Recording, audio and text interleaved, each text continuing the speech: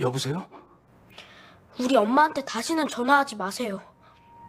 8년 전 죽은 아내의 전화에서 들려온 어떤 아이의 한마디였습니다. 재벌 회장 강준혁은 숨이 멎었습니다. 8년 동안 늘 전원이 꺼져 있다는 안내 멘트만 나오던 번호였는데 그 번호가 오늘 밤 처음으로 연결된 겁니다. 당신 같은 사람들 때문에 우리 엄마가 매일 울어요. 전화가 끊어지고 재벌 회장은 단 1초도 주저하지 않았습니다. 아무도 데려가지 않고 혼자 그 장소로 향했죠. 하지만 그곳에서 마주한 진실은 상상조차 못했던 것이었습니다. 과연 이 아이는 누구일까요? 대체 이들에게는 어떤 사연이 숨겨져 있는 걸까요? 사연 들어가기 전에 구독과 따봉 버튼을 눌러 응원해주세요. 그리고 댓글로 어디서 시청 중이신지 알려주시면 반갑게 인사드리겠습니다. 밤 11시였습니다. 한남동 저택은 고요했습니다. 거실을 비추는 건 스탠드 조명 하나뿐이었습니다. 온기라고는 없는 공간이었죠. 강성그룹 회장 강준혁은 소파에 몸을 묻었습니다. 앞에는 반쯤 비워진 독주병이 놓여 있었어요. 준혁은 무표정하게 술을 들이켰습니다. 목줄기가 타들어갔습니다. 하지만 눈 하나 깜빡이지 않았죠. 오늘은 아내 한수진의 8주기였습니다. 세상은 그를 냉혈한이라 불렀습니다. 장례식에서 피눈물 한 방울 안 흘렸다는 소문이 자자했죠. 아내를 잃고도 더 표독스럽게 사업을 키운 남자였습니다. 하지만 이 밤 홀로 남은 그의 어깨는 무겁게 가라앉아 있었습니다. 준혁은 8년째 이 짓을 반복했습니다. 독주를 마시고 자정이 되면 전화기를 드는 일입니다. 저택의 누구도 이 일을 입 밖에 내지 않았습니다. 그것이 강준혁이 지옥 같은 세월을 견뎌온 방식이었죠. 그가 천천히 손을 뻗었습니다. 휴대폰을 집어들었어요. 익숙한 번호를 눌렀습니다. 8년 전 바다로 사라진 수진의 번호였어요. 늘 그랬듯 전원이 꺼져 있다는 건조한 안내 멘트가 나올 거라 생각했습니다. 준혁은 눈을 감았죠. 그런데 뚜루루 신호음이 울렸습니다. 준혁의 눈이 번쩍 떠졌어요. 전화기를 쥔 손이 떨리기 시작했습니다. 8년 만에 울리는 신호음. 심장이 거칠게 뛰었어요. 마침내 전화가 연결됐습니다. 여보세요? 준혁이 쉰 목소리로 입을 뗐습니다. 대답은 없었어요. 대신 전화기 너머로 앳되지만 차가운 아이의 목소리가 꽂혔습니다. 우리 엄마한테 다시는 전화하지 마세요. 준혁은 숨이 멎었습니다. 등줄기로 소름이 돋았어요. 당신 같은 사람들 때문에 우리 엄마가 매일 울어요. 한 번만 더 전화하면 내가 다 부숴버릴 거야. 뚝! 전화가 끊겼습니다. 준혁은 꼼짝도 하지 못했습니다. 손에서 힘이 빠졌어요. 죽은 번호를 아이가 받았습니다. 수진이 살아있다는 명백한 증거였습니다. 준혁의 눈동자가 느리게 움직였어요. 8년 동안 굳어있던 눈빛이었습니다. 결국 그 눈빛이 방향을 찾은 듯 번뜩였죠. 수진이가 살아있다. 준혁은 어금니를 꽉 깨물었습니다. 눈에는 벌겋게 핏발이 섰어요. 결국 8년의 정막이 깨졌습니다. 그저 숨만 붙어있던 남자가 다시 도끼를 품은 밤이었죠. 준혁은 주저하지 않았습니다. 바닥에 뒹구는 술병을 발끝으로 거칠게 밀어냈어요. 8년 세월 어깨를 짓누르던 무력감이 씻은 듯 사라졌습니다. 준혁은 곧장 비서실장에게 전화를 걸었습니다. 최 실장, 방금 수진이 번호가 연결됐어. 목소리는 낮고 단단했습니다. 전화기 너머에 당황한 침묵이 흘렀어요. 준혁은 긴 설명은 생략했습니다. 방금 번호, 위치 추적해. 지금 당장. 비서실장이 무언가 되물으려 했습니다.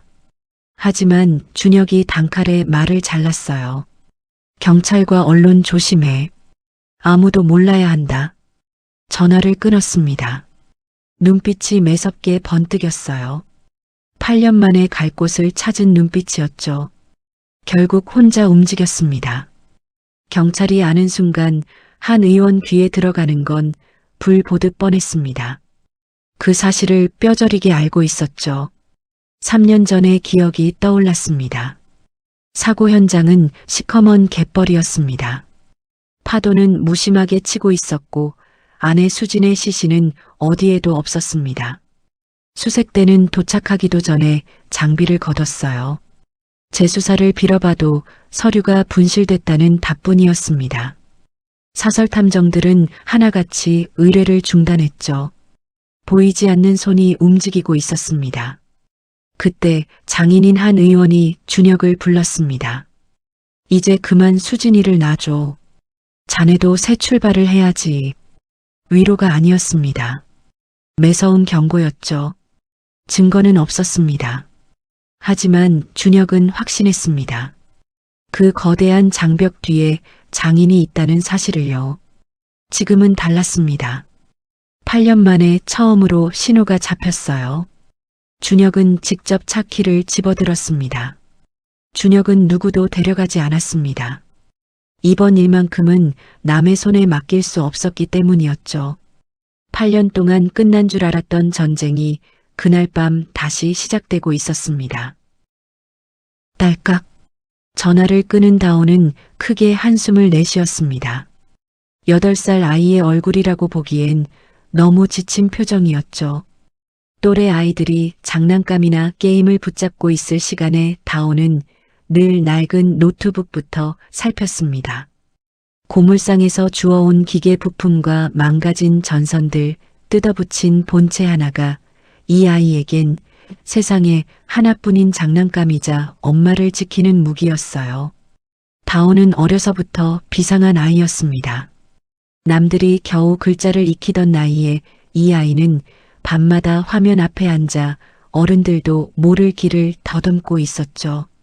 게임을 하려는 게 아니었습니다. 누가 엄마를 찾아오려 하는지, 어디로 흔적이 새는지 그걸 막아보려는 몸부림이었어요. 아이의 시선이 노트북으로 향했습니다. 하지만 화면은 이미 검게 죽어 있었죠.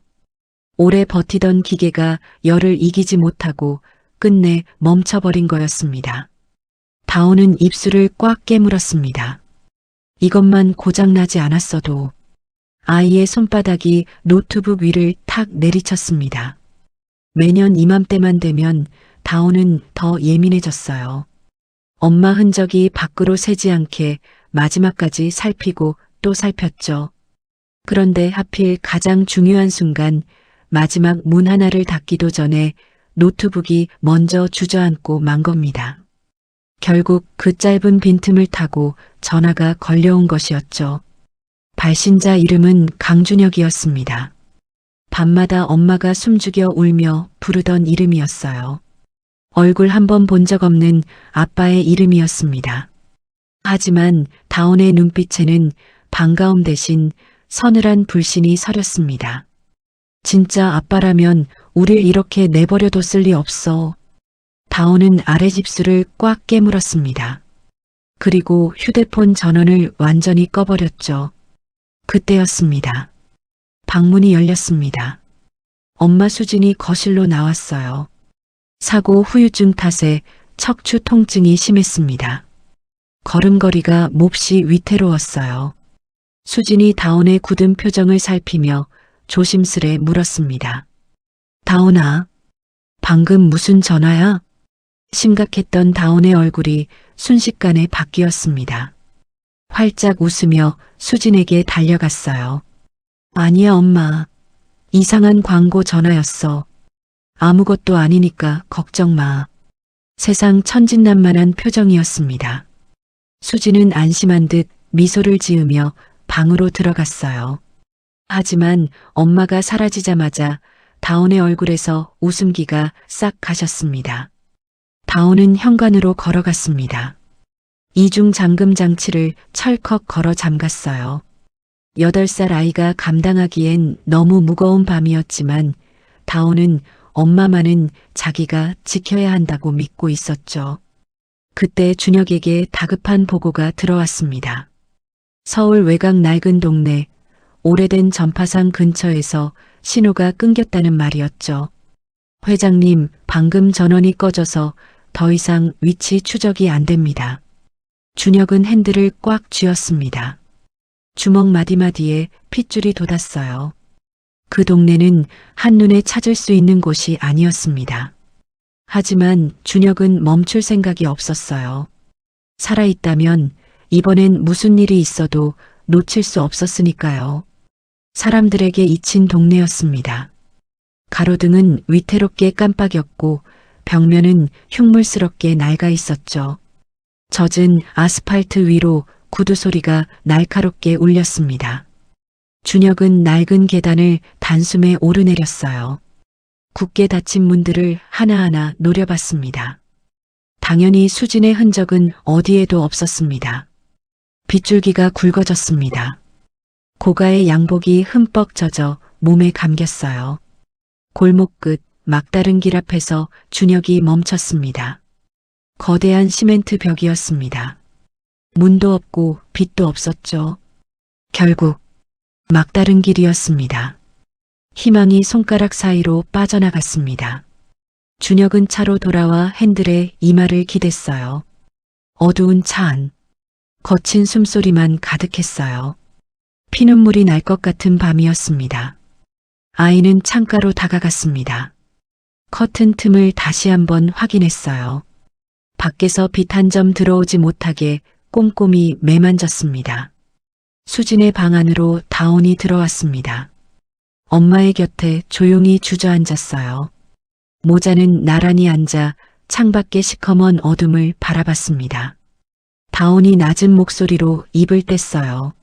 엄마, 내일은 절대 밖으로 나가면 안 돼요. 알았죠? 수진은 짧게 고개를 끄덕였습니다. 놀라지도 않았고 한숨조차 쉬지 않았어요. 이것이 이 집의 일상이었습니다. 규칙을 지키는 것이 곧 생존이었죠. 그 살벌한 규칙을 겨우 8살 난 아이가 이끌고 있었습니다. 모두가 잠든 새벽이었습니다. 수지는 조심스레 다온의 방문을 열었어요. 아이의 고른 숨소리만 방 안을 채우고 있었습니다. 수지는 발소리를 죽이며 책상 앞으로 다가갔습니다. 서랍을 천천히 열었어요. 그곳에 낡은 휴대폰이 누워 있었습니다. 아까 다온이가 숨기듯 밀어넣던 바로 그 기계였죠. 수지는 떨리는 손으로 휴대폰을 집어들었습니다. 차가운 금속의 감촉이 손바닥에 닿았어요. 전원 버튼 위에 엄지손가락을 올렸습니다. 누르려다 멈췄어요. 다시 누르려다 또 멈췄습니다. 전원을 켜면 무언가 있을 거라는 걸 알고 있었습니다. 8년 동안 이 번호를 해지하지 않은 사람이라면 분명 사무치는 무언가를 남겼을 거라 믿었죠. 하지만 끝내 켤 수 없었습니다. 그 목소리를 듣는 순간 지금까지 억척같이 버텨온 성벽이 한꺼번에 무너질 것 같았거든요. 결국 휴대폰을 다시 내려놓았습니다. 서랍을 닫았어요. 수지는 방바닥에 주저앉아 무릎에 얼굴을 묻었습니다. 입술을 꽉 깨물었어요. 하지만 어깨는 속절없이 떨렸습니다. 다음 날 아침 다온의 생일이었습니다. 새벽부터 허리가 쑤시는 통증에 잠에서 깬 수지는 한동안 천장을 바라보고 누워 있었습니다. 숨을 들이쉴 때마다 등이 찢어질 듯 아팠지만 그녀는 이를 악물고 몸을 일으켰습니다. 서랍에서 약 하나를 꺼내 삼킨 뒤 벽을 짚고 천천히 부엌으로 걸어갔죠. 부엌 불을 켜자 싸늘한 조리대 위로 전날 사온 조촐한 재료들이 눈에 들어왔습니다. 마른 미역 한 줌, 국거리용이라고 하기엔 너무 적은 쇠고기 몇 점, 그리고 다온이 좋아하는 달걀 2알. 수지는 잠시 그 앞에 서서 손끝을 꼭 말아쥐었습니다. 오늘만큼은 아무 일 없는 집처럼 아들 생일상을 차려주고 싶었습니다. 물을 올리고 미역을 불리는 동안에도 손끝은 자꾸 저려왔습니다. 냄비 뚜껑을 들다가 손에 힘이 빠져 덜컥 소리가 났지만 수지는 아랫입술을 깨문 채 다시 손잡이를 붙들었습니다. 오늘은 아파도 멈출 수 없었습니다. 잠시 뒤 참기 힘든 통증이 허리를 타고 내려오자 수지는 싱크대 모서리를 붙든 채 고개를 숙였습니다. 눈앞이 아찔해졌지만 가습을 위해서 보글보글 끓기 시작한 미역국 냄새가 먼저 그녀를 붙잡았습니다. 짭조름하고 따뜻한 그 냄새가 작은 집 안으로 천천히 퍼졌죠. 그때 방문이 열리며 다온이 얼굴을 내밀었습니다. 잠이 덜 깬 목소리로 아이가 코를 킁킁거리더니 물었습니다. 엄마 미역국이야? 응. 우리 다온이 생일이잖아. 우와 맛있는 냄새 난다. 그 말 한마디에 수지는 얼른 등을 돌렸습니다. 금방이라도 쏟아질 것 같은 눈물을 들키고 싶지 않았기 때문입니다. 다른 집 아이들처럼 케이크도 장난감도 근사한 식당도 해준 적 없는데 저 아이는 미역국 냄새 하나에 저렇게 기뻐하고 있었으니까요. 조금만 기다려. 엄마가 맛있게 해줄게. 수지는 애써 웃으며 국자를 들었습니다. 손이 떨리는 것도 모른 척했죠. 다온은 문 앞에 가만히 서서 엄마를 바라봤습니다. 엄마가 자꾸 벽을 짚는 것도 밤마다 몰래 약을 삼키는 것도 아이는 이미 여러 번 봐왔습니다. 그래서 더 묻지 않았습니다. 대신 아무것도 모르는 척 세상에서 제일 평범한 생일 아침을 받아주는 쪽을 택했죠. 엄마가 안심할 수 있다면 아이는 얼마든지 밝은 척할 수 있었으니까요. 엄마가 끓여주는 미역국이 세상에서 제일 맛있어. 그 말에 수지는 끝내 웃고 맙니다. 아픈 허리도 저린 손도 가난한 식탁도 그 순간만큼은 잠시 밀려났습니다. 그리고 다온 역시 배가 고픈 것보다 엄마가 오늘도 무사하다는 사실에 더 안도하고 있었죠. 수지는 국그릇에 올라오는 따뜻한 김을 바라보며 속으로만 되뇌었습니다. 다온이만은 꼭 지켜야 해. 무슨 일이 있어도. 한낮이었습니다. 동네 어기 낡은 전파상 안은 퀴퀴한 납땜 냄새로 가득했습니다. 김성칠은 돋보기를 치켜 쓴 채 망가진 라디오를 만지고 있었지만 손은 자꾸 헛돌았죠. 다온의 노트북이 고장났다는 말이 머릿속을 떠나지 않았기 때문이었습니다. 결국 성칠은 자리에서 일어나 2층 다온의 집 문을 두드렸습니다. 노트북 고장났다며? 할아버지가 저녁에 중고 하나 구해올 테니까 조금만 기다려라. 성칠은 이들 모자에게 가족 같은 사람이었습니다. 8년 전 갯벌 비탈 아래 찌그러진 차 안에서 만삭의 수진을 끌어낸 것도 바로 그였죠. 그는 의사인 처남에게 수진을 몰래 맡겼고 그날 이후 세 사람은 서로에게 기댄 채 살아왔습니다. 하지만 성칠에게도 남모를 짐이 있었습니다. 얼마 전 처남에게 들은 말 때문이었죠. 형, 이제 진짜 한계야. 수진 씨 이 상태로 겨울 넘기기 힘들어. 그 말을 성칠은 차마 수진에게도 다온에게도 하지 못했습니다. 밤마다 전파상 문을 닫고 한숨만 삼켰죠. 그러고는 남몰래 리어카를 끌고 골목을 돌며 폐지를 모았습니다. 그 돈으로는 택도 없다는 걸 알면서도 지금 당장 손 놓고 있을 수는 없었으니까요. 그래서 그날도 그는 아무 말 못한 채 우선 다온의 노트북부터 구하러 나섰습니다. 저 어린 것이 또 혼자 밤을 새울 걸 생각하면 가만히 있을 수가 없었죠. 깊은 밤이었습니다. 다온은 낡은 중고 노트북 앞에 앉았습니다. 전파상 할아버지가 힘겹게 구해다 준 아이의 유일한 무기였죠. 화면이 켜지자 검은 바탕 위로 알 수 없는 글자들이 폭포처럼 쏟아졌습니다. 책상 곁엔 너덜너덜해진 코딩 책들이 쌓여 있었어요. 귀퉁이마다 묻은 마른 코피 자국이 그간의 처절함을 말해줬습니다. 이제 시작해볼까? 다온은 숨을 죽이고 휴대폰 전원을 켰어요. 딱 한 번, 인터넷에 연결되는 그 찰나의 순간이 필요했습니다. 누구보다 빠르게 끝내야 했어요. 하지만 그 짧은 신호는 독이 되어 돌아왔습니다. 회장님 찾았습니다. 전파상 건물입니다. 다급한 보고가 들리자 준혁은 곧장 뛰쳐나갔습니다. 그에게는 체면 따위는 중요하지 않았어요. 단 하나, 이번엔 늦지 않는 것만 중요했습니다. 한편 여의도 인근 고층 빌딩 사무실은 정막에 잠겨 있었어요. 모든 불이 꺼진 복도를 지나 안쪽 방만 희미한 빛을 내뿜고 있었습니다. 대한민국 정치계의 거물 한 의원의 집무실이었죠. 보좌관이 서류철을 옆구리에 낀 채 조심스레 문을 두드렸습니다. 안에서 낮은 목소리가 들렸어요. 한 의원은 서류에 집중하고 있었습니다. 보좌관이 책상 앞으로 다가와 고개를 숙였어요. 강 회장이 방금 혼자 움직이기 시작했습니다. 서울 외곽 쪽입니다. 한 의원의 눈빛이 차갑게 굳었습니다. 서류 위에 머물던 만년필 끝이 미세하게 떨렸습니다. 그는 천천히 고개를 들었어요. 돋보기 너머의 눈빛은 감정을 읽을 수 없을 만큼 냉혹했죠. 8년 동안 이맘때 혼자 움직인 적 있었나? 보좌관은 대답 대신 침묵했습니다. 그것 자체가 답이었죠. 한 의원이 펜을 내려놓았어요. 등받이에 몸을 기댔습니다. 창밖으로 서울의 야경이 펼쳐져 있었어요.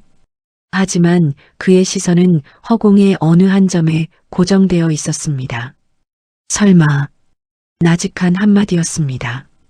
아직 확신은 없었죠.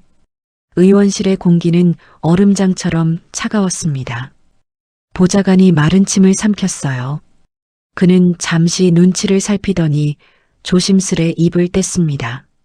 의원님, 실은 요 며칠강 회장의 행적이 수상해 이미 애들을 붙여놨습니다. 이제 어떻게 할까요? 강 회장을 바짝 뒤쫓아라. 만약 그자가 찾는 게 수진이라면. 보좌관의 등줄기에 식은땀이 흘렀어요. 한 의원은 눈길조차 주지 않으며 덧붙였습니다. 이번엔 실수 없이 깔끔하게 처리해. 보좌관이 명함을 집어들고 서둘러 방을 나갔습니다. 문이 소리 없이 닫혔어요. 한 의원은 혼자 남았습니다. 펜을 잡지 않았어요.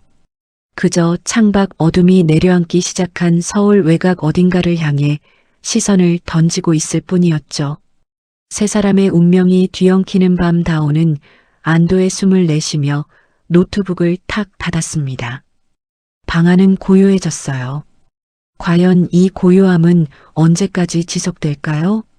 자정이 훌쩍 넘은 시각이었습니다. 골목은 쥐죽은 듯 고요했죠. 하나뿐인 가로등마저 수명이 다했는지 연신 깜빡였어요. 준혁의 시선은 오직 한 곳에 고정되어 있었어요. 낡은 전파상 간판이었습니다. 셔터는 굳게 닫혀 있었지만 2층 커튼 틈으로 미세한 불빛이 새어나왔습니다. 준혁은 숨을 죽이고 건물 안으로 들어갔어요. 어두운 계단을 조심스레 올라 2층 복도에 섰습니다. 수진의 집 문 앞. 주먹을 쥐었다 폈다 했어요. 문을 두드릴까? 소리내면 사라질까? 심장이 쿵쾅거리는 순간 저 아래 1층 입구에서 자동차 엔진 소리가 들렸습니다. 쾅 하고 자동차 문이 거칠게 닫히는 소리가 들리더니 이내 시끄러운 발소리가 건물을 울렸습니다. 정장 입은 건장한 사내들이 쇠파이프를 쥔 채 준혁을 따라 계단을 쿵쿵 밟고 올라왔습니다. 준혁의 눈이 매섭게 좁혀졌어요. 자신을 쫓아온 놈들이란 걸 직감했죠. 누가 보내서 왔지? 준혁의 말이 끝나기 무섭게 용역들이 준혁에게 달려들었어요. 둔탁한 타격음이 복도에 울렸습니다. 쇠파이프가 준혁의 어깨와 등을 강타했어요. 하지만 그는 신음 한 번 내지 않았습니다. 오히려 더 악착같이 문 앞을 온몸으로 막아섰죠. 피가 터지고 살이 찢겨도 버텼어요. 이 문 안에 수진이 있다는 확신 하나가 그를 세워두었습니다. 같은 시각 방 안은 공포로 가득했어요. 수진은 떨며 다온을 품에 꽉 껴안았습니다. 다온의 눈에도 눈물이 차올랐어요. 하지만 아이는 입술을 꽉 깨물었습니다. 수진의 품에서 빠져나와 낡은 노트북을 열었어요. 다온에게는 대단한 무기가 없었습니다. 하지만 언젠가 이런 날이 올 거라 믿으며 준비한 것이 있었죠. 전파상 할아버지와 함께 쓰레기 더미에서 주워온 낡은 부품들이었습니다. 복도 천장 구석, 먼지 쌓인 틈에 숨겨둔 작은 감시 카메라가 있었습니다. 다온은 떨리는 손으로 노트북 화면을 켰어요. 지지직거리는 흑백 화면 위로 복도의 처절한 사투가 비쳤습니다. 사내들이 쇠파이프를 휘두르는 모습이 모니터 가득 번졌어요. 웬 아저씨 한 명이 피투성이가 된 채 문 앞을 온몸으로 막아서고 있었습니다. 다온은 그 아저씨가 누구인지 알지 못했어요. 하지만 그가 제 엄마를 지키고 있다는 건 본능적으로 느꼈습니다. 다온의 눈빛이 매섭게 돌변했습니다. 입술을 꽉 깨문 아이의 얼굴에 다부진 각오가 서렸어요. 창틀 구석에 숨겨둔 낡은 확성기에 전원을 넣었습니다. 이것은 단순히 소리를 내는 기계가 아니었습니다. 유령처럼 숨어 살아야 했던 모자에 피눈물 섞인 절규였죠. 다온의 떨리는 손가락이 엔터키를 강하게 내리눌렀습니다. 비용, 비용, 비용. 그 순간 창틀 스피커에서 고막을 찢을 듯한 경찰 사이렌 소리가 터져나왔어요. 빌라촌 골목 전체가 쩌렁쩌렁 울렸습니다. 동시에 노트북에서 변조된 경찰 무전 소리가 최대 볼륨으로 흘러나왔죠. 현재 위치 특정, 전 병력 빌라 포위에 흉기 소지자들 전원 현행범으로 체포한다. 복도에서 사투를 벌이던 준혁의 귀에도 그 소리가 들렸습니다. 직감했죠. 안에 누군가가 시간을 벌기 위해 발버둥 치고 있다는 사실을요. 준혁은 바닥에 떨어진 쇠파이프를 집어들었어요. 눈에 지독한 살기가 서렸습니다. 다 죽여버리기 전에 꺼져. 용역들이 서로 눈치만 살폈어요. 진짜 경찰이 들이닥친 줄 알고 겁을 먹은 것이었죠. 하나가 먼저 계단 쪽으로 도망쳤습니다. 나머지도 욕설을 내뱉으며 뒤를 따랐어요. 승합차 문이 쾅 닫히고 엔진음이 멀어졌습니다. 정적이 찾아왔어요. 사이렌 소리도 멎었습니다. 방 안에서 다온은 떨리는 손으로 노트북을 닫았어요. 참고 있던 눈물이 툭 떨어졌습니다.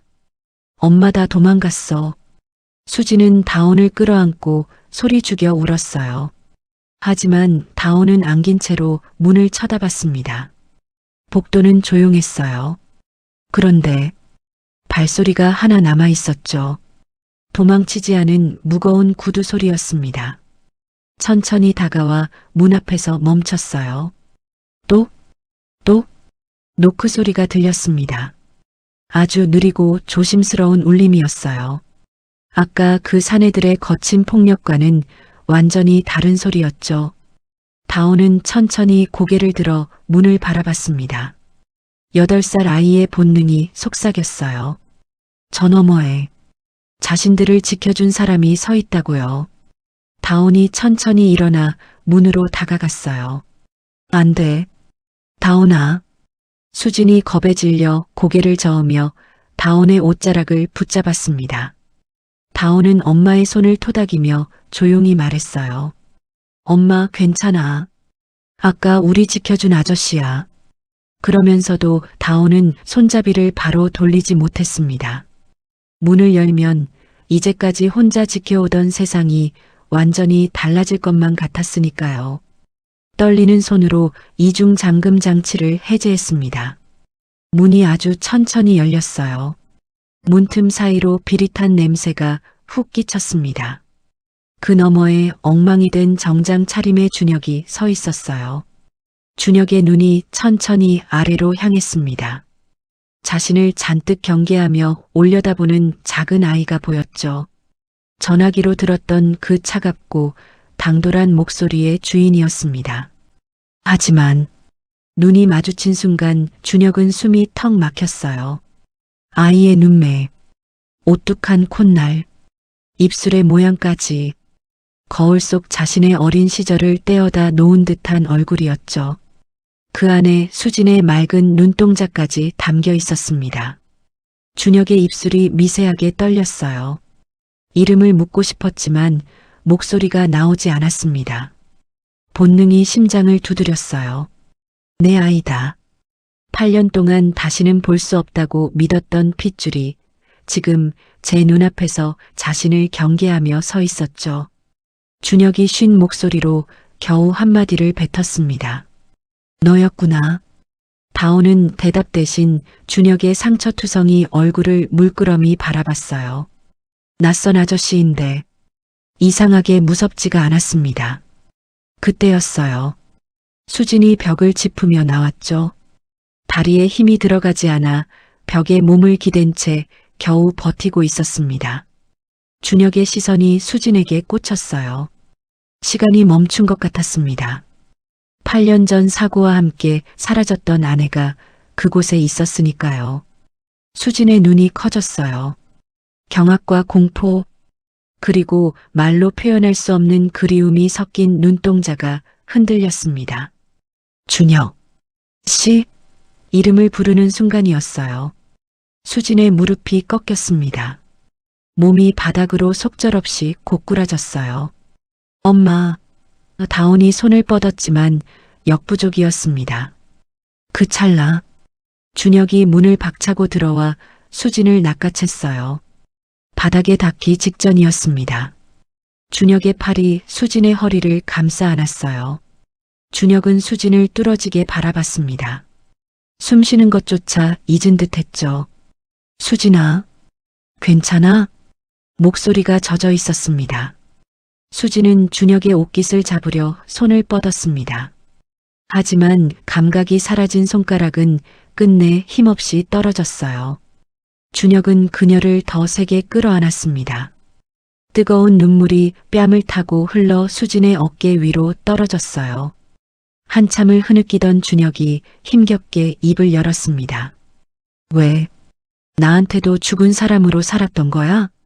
수진은 대답하지 않았어요. 준혁의 가슴에 얼굴을 묻고 참았던 숨을 토해냈습니다. 어두운 형광등 조명 아래 8년 동안 멈춰버린 시간이 다시 흐르기 시작했습니다. 8년 전 그날이었습니다. 기록적인 폭우가 쏟아지던 밤이었죠. 강성그룹 회장 취임식이 열린 날이기도 했습니다. 만삭이었던 수진은 공식 행사에 참석하지 못한 대신 취임식이 끝난 뒤 가족들이 모인다는 단골 일식당으로 향하고 있었어요. 남편 준혁을 깜짝 놀라게 해주고 싶었기 때문입니다.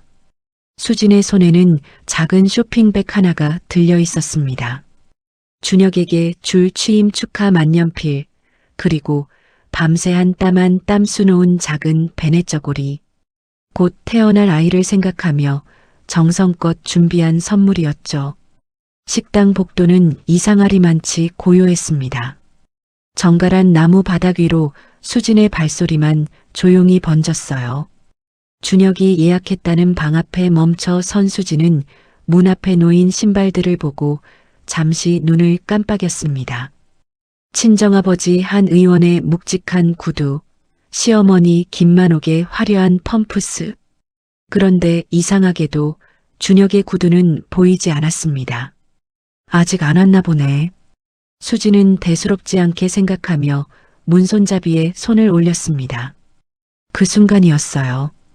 의원님, 수진이가 제 서재에 들어왔다가 장부를 본 것 같아요. 준혁이한테 다 말하겠다고 했어요. 안에서 들려온 건 시어머니의 날카로운 목소리였습니다. 수진의 손이 허공에서 그대로 굳어버렸죠. 곧이어 찻잔을 내려놓는 소리와 함께 친아버지 한 의원의 목소리가 들려왔습니다. 내 앞길에 걸림돌이 된다면 자식이라도 치워야지. 김 여사가 준비한 병원에 가둬버리든가 알아서 하시게. 그 말 한마디에 수지는 숨조차 쉬지 못했습니다. 믿었던 아버지의 입에서 나온 말이었으니까요. 시어머니는 다급한 목소리로 다시 물었습니다.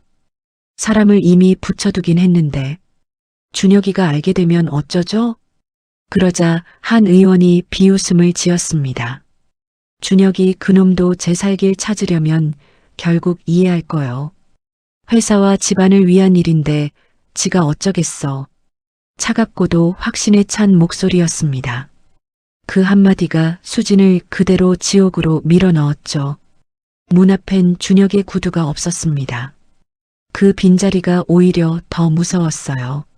수진의 머릿속엔 단 하나의 생각만 걷잡을 수 없이 번졌습니다. 혹시 준혁 씨도 알고 있는 건가? 그 순간 수진은 몸보다 마음이 먼저 무너져 내리는 걸 느꼈습니다. 그 순간 뱃속의 아이가 세차게 발길질했습니다. 수진은 본능적으로 알았습니다. 이 문을 여는 순간 자신과 아이는 세상에서 영원히 지워질 수도 있다는 거요. 수진은 비틀거리며 한 걸음 뒤로 물러섰습니다. 그런데 복도 끝에 사설 구급차 대원들이 서 있는 게 보였어요. 하얀 조명 아래 가만히 서 있는 그 모습이 꼭 저승사자처럼 보였죠. 수지는 쇼핑백을 가슴에 힘껏 끌어안았습니다. 베넷 저고리가 구겨지는 것도 몰랐어요. 그리고 곧장 몸을 돌려 비상구 계단 쪽으로 달려갔습니다. 그것이 수진이 8년 동안 죽은 사람처럼 숨어 살게 된 비극의 시작이었습니다. 피를 말리는 추격전이 시작됐습니다. 밖은 앞이 보이지 않을 만큼 폭우가 쏟아지고 있었죠.